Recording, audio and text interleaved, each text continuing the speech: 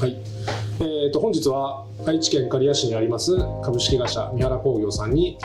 伺っております。はい、よろしくお願いします。よろしくお願いします。まず三原工業様について簡単にご紹介いただけますでしょうか。はい、弊社はですね、刈谷の工業団地でですね、50年以上今は産業機械の部品で、自動車部品の工作機械による切削加工をしております。で、現在従業員が12名で、やっております。はい、50数年だと、原社長様が、2代目になるわけですか。はい、うちの父と母が創業しまして、私が2代目となります。はい、わかりました。現在当社の機械は、何台使用いただいているでしょうか。現在は2台使っておりまして、はい、これ3年前ぐらいに、2SI の6型、はい、で、去年ですね、はい、2SI の8のマーク2、はい、MI 型っていうのを使っております。はい、ありがとうございます。はい、現在三原工業さんが対応されている主な業界だとか、分野について、はい、先ほどの自動車部品関係とかロボット関係とか、はい、伺ったんですけど、もう少し詳しく教えていただいてもよろしいでしょうか。はい、ですね、去年あたりまでは、自動車部品の、旋盤加工をやっていたんですけれども、モデルチェンジによってですね、その仕事がパーツ化したということで、自動車分野よりも、今は産業機械部品、主に産業用ロボット部品の、切削加工を主にやっております。はい、当社の、機械で加工されている部品もあれですよね、シャフト形状ですね。そうですね。じゃあロボットの関節かなんかですか。そうですね。産業ロボットの関節の駆動部品っていうんですかね、のシャフトと、フランジもあるんですけれども、御社の機械ではシャフト部品をやっております。はい、ちょうどうちのお使いいただいている機械にもあれファナック製ですけどアーム型のロボットがそうですね、取り付いてまして、ロボットにもじゃあそのシャフトが使われてる可能性ありますね。そうなんですか。どの品番がどのモデルかってちょっとわからないですけども、おそらく使われてると思います。面白いですね。ですよ。はい。それから現在その2機種ですね、はい、機械1台ずつ2機種導入いただいてるんですが、特にその MI 型っていうのは、ミーリングですねの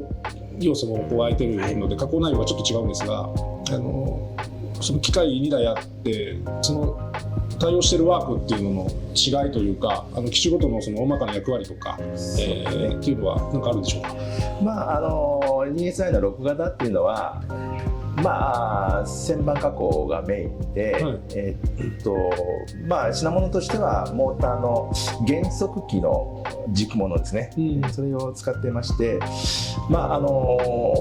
そうですね、役割としては、それを自動化したかったっていうのがありましたんで、弊社のね、御社の機械は自動化に特化したものですからね、そういうものを加工しております。で、2SI の8の回転工具付きは、産業ロボットの駆動軸ものをやってまして、これは旋盤加工とフライス加工も同時にできるということで、非常にね重宝しております。はい。そうすると導入の前に、一番そのテーマとしていたというか困っていたということも、やはりその自動化をなんとかしたいということだったんですかね。そうですね。御社の2台と自動化を考えておりまして、品物の。名だたるメーカーにいろいろ問い合わせて、そういう、配置っていうか設計まで、大まかなね、レイアウト図まで書いてもらったんですけども、やっぱり大掛かりになってしまうと非常に占有面積が広くなってしまう。だから旋盤を何台か置いて、その中心にロボットを据えて、でストッカーとか完成品のストッカー、そうなるとやっぱり大掛かりになってしまうと。でスペースが限られてますので、工場の、非常にそれでなかなか前進できなかったんですけれども、今回御社の DSI の6型が初めてなんですけども、ちょっと投げかけてみたらですね、非常にコンパクト、1台だけで、旋盤2工程を、しかもロボットが自動化できると、でストッカーも完成品のコンベヤーも、もう非常にスリムにコンパクトにできたということで、非常にね、前進したっていうんですかね、自動化が。で236に関しては御社の実績も終わりになるということで、決め手になったということですね。で、238の MAX に関しましては、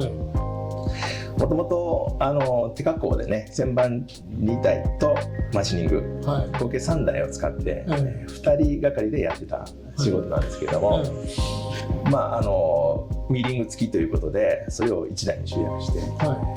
旋盤1台で材料から完成品まで、それもまた非常にコンパクトにやられてるとね、できたということで、これもまた非常に重宝してやってます。じゃあ他のメーカーさんが提案してきた内容っていうのがちょっとやりすぎなぐらいの凝ったあれだった提案だったんですね。軸物はどうしても芯押し軸がいりますので、そうなるとやっぱり旋盤自体もかなり大きくなってしまいますし、そういう意味ではなかなか私たちの考えてることとはちょっと離れてたことですね。そうですね。シャフト加工用で芯押しでテールストックもつけてっていうと、まずほとんどの会社の機械がめちゃくちゃ横幅広くなりますもんね。そうなるとやっぱりレイアウト自体、ロボット自体も大きくなりますしね、結構大々的なものになってしまってたんですよ。でやり取りも直接メーカーにやり取りしてたわけじゃなかったもんですから、一つね商社さん通じてやってたんで、なかなか話がね、具体的な話が進まないっていうんですかね、こちらの要望もなかなか届きにくいっていうのもありますよね。そうですね。そうなんですよ。思い出すけど、そうだ、確か名古屋のメカトロ展示会に来てくださってたんですよね。そうなんですよ。私はその時直接お会いはできなかったんですけど、後でこういうお客さん来たよという訪問カードをちょっとが僕の方に回ってきて、そうなんです。で展示会の後にちょっとこうユーザーさん回ってる時に来ていただいてくださって、いや非常にドラム式で主軸をこう回すっていうんですかね、そういうのは発想があんまりなかったもんですから、非常に珍しい機械で、しかも愛知県内でそういう機械メーカーがあるんだなっていうのを初めて知ってですね、あんまり主軸をどうこうするっていう発想がないもんですから、やっぱりこう固定して精度よく回すっていうのがイメージであったんで、だから非常に面白い機会だなと思いますね。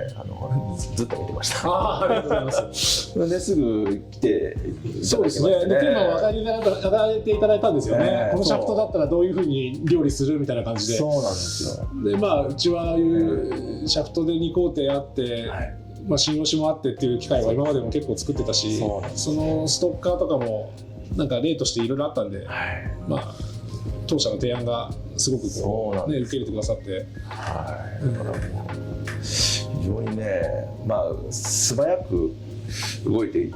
機動力があるっていうことと、やっぱりアイデアが豊富っていうんですかね、そういう意味では話がトントン拍子に進んだのかな。そうですよね。なんか原社長さんも早くどんどん決めてくださったっていうのもあるし。でドラムというか、そうですね、ドラムがこうぐるんと回るっていうのを、たまにお客さんからそんなの回していいのとかっていうご指摘はあるんですよね。で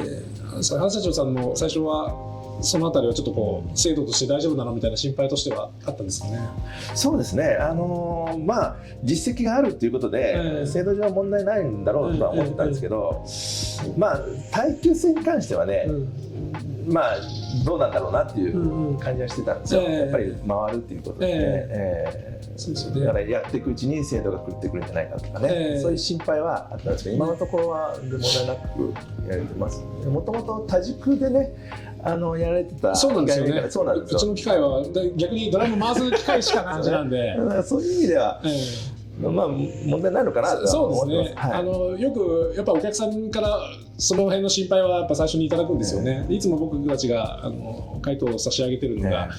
タレットと結局同じ理屈なんですっつって、で構造としてもやっぱ一緒なんですよね。タレットの中に使われるカービックっていうのがあって、であれと同じものを使ってて、でタレットのツール補正と摩耗補正、形状補正っていうのを使うのを僕たちは同じくそれぞれのスピンドルで補正してるっていう形なんで、心配は今ないですよ。じゃあ最初のメカトロで提案させていただいてすぐにこう決めていただいたっていう、そのやっぱこう決め手っていうのはやはりあれですかね、自動搬送とかの提案が一番大きかったんですかね。そういう、映像、その時もね、映像で見せていただいて、こんだけのコンパクトさでこういう機能もつけてとかね、そういうのも提案していただけて、やっぱりスピード感があったっていうのがありますよね。で、こちらの要望としては先端ドリルのオレケンだとか、チップコンベヤーのね、マグネット式のチップコンベヤーを提案させてもらったんですけど、そういう実績もあるっていうね。あれもうまくいってます。オレケンで折れても必ず止まりますので、非常に小さな細いドリルですね。そうですね。それも非接触式でやっていただいたんで、そうですね。非常に感心してるんですね。ちょっと細くて小さすぎて、多分接触式じゃ多分逆にアラーム出ちゃってうまくいかないんで、非接触でね逆にやったんですよね。そうですそうです。非常にスピード感があって、こういうことできるっていうのを必ず織り込んでいただいてね。そうですね。設計にもすぐ反映していただいて、非常にうちら中小企業にとっては非常に同じぐらいフットワークの軽いメーカーだなと、そういう感じは。当社も中小企業ですので、はい、そうですね。で機械をじゃあ実際に使ってみて、そのパフォーマンス面で他に何か満足している点、特に満足している点って何かございますか？そうですね。精度の安定性っていうのが実はあって、やっぱり安定して決められた数ができるっていうのが、非常にいいですよね。で、2SI の8の MAX に関しては。材料を投入して、加工すればすぐ完成品になりますので、リードタイムが非常に短くなったっていう、やっぱり特急で作ってくれっていうのがあって、でそれが全部いらないんですよ。材料全部欲しいわけじゃなくて、例えば100個だけくれとか、急ぎは100個だけなんだよと、そういう場合もリードタイム短いんで対応はすぐできると。今までだったら多分対応できないんじゃないか、団子生産になりますので、そういう意味ではリードタイムの短縮化っていうのが、非常に私のお客様にとっても助かっていることだろうなと、そういうふうに思います。現在その 2SI6 型と、そして次に導入していただいた 2SI8M2 型と、ワークってそれぞれの機械で何品番何モデルぐらいやられてるんですか？そうですね。2SI6 型に関しては今3品番、類似形状なんですけども、段取り替えをしながら。そうですそうです。で段取り替えももう非常にね段取り替えしやすく考えていただいたんでね、今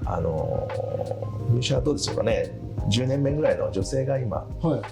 担当してやっております。で 2SI の8に関しては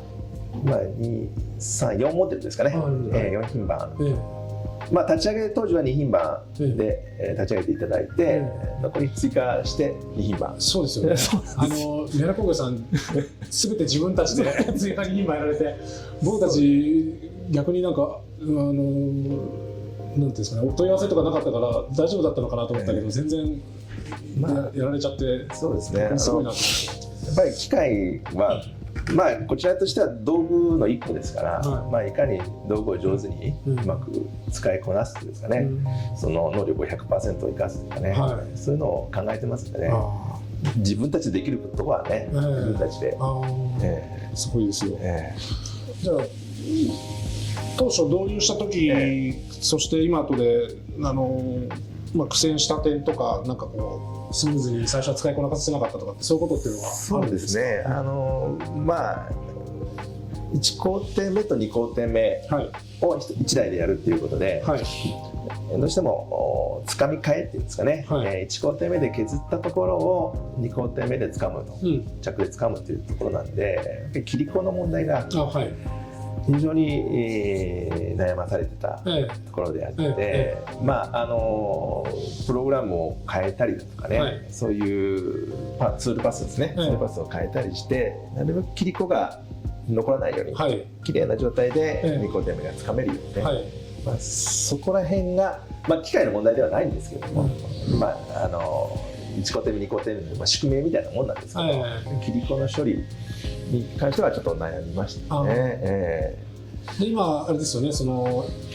着が外側に露出してるっていうのがあるから、ロボットにそのもし絡んだ時のその切り子をなんかしごくような動作をさせて、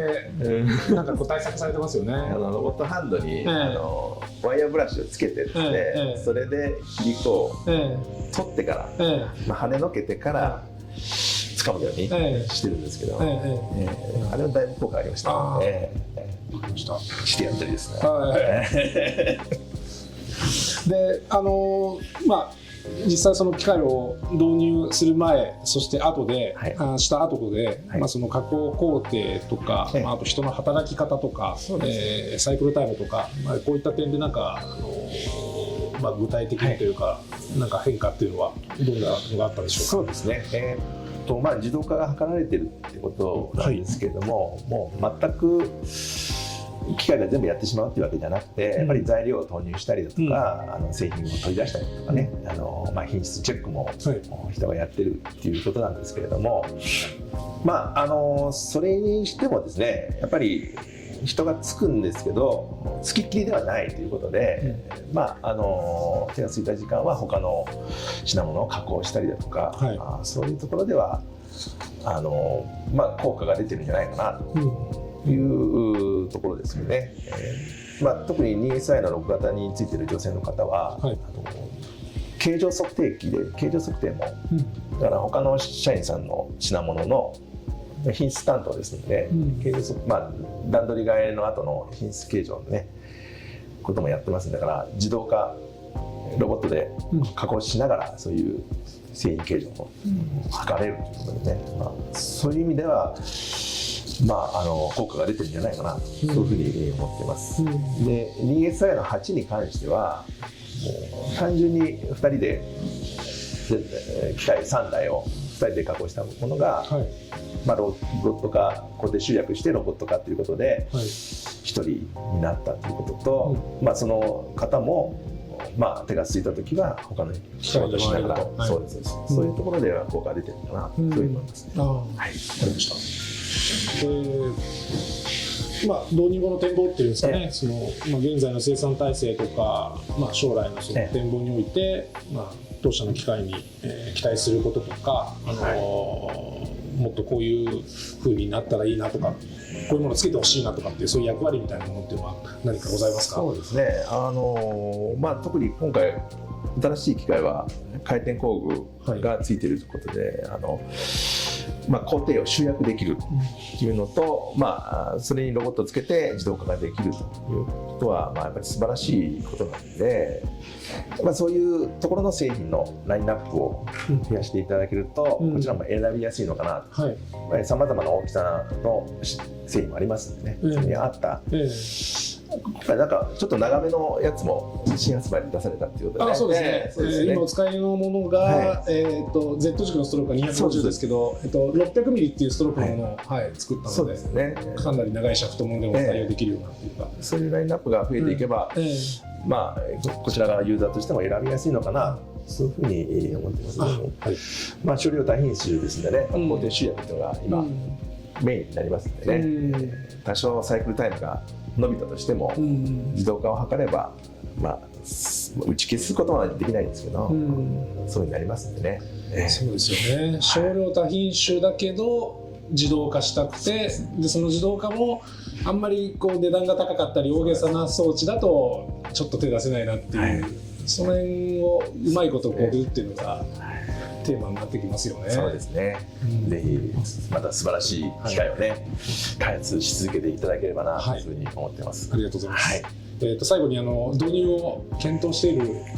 企業というかうちのお客様にですね、はい、何かこうアドバイスみたいなものがあればいただきたいなと。まあ、今手付けでね加工しているもので、はい、自動化したいという提案が、まあ、そういうことを思っているのであれば、はい、ぜひね島田さんに相談すると、はい、必ず解決してくれる。ありがとうございます。非常にアイデアがたくさんあって、それだけの実績もありますんでね、はい、まあ、例えば異形物だとか、あるいは画像を見ながらこうチョイスするとかね、あるいは測定をしながら、まあ、検査をしながら、はい、箱詰めまで、まあ、要は完成品のところに置くとかね、はいはい、そういうのもこう要はオプションでつけれるんですね、はい、そういうところで、まあ、ぜひ相談していただけるとね、まあ、いい解決方法を提案していただけるんじゃないかなと思っています。ぜひ相談してみてください。はい、はい、ありがとうございました。どうもこちらこそありがとうございます。ならないインタビューをお願いしちゃってはい、じゃあ本日はどうもありがとうございました。はい、ありがとうございました。どうも、はい、よろしくお願いします。三原工業の原社長様でした。はい、ありがとうございます。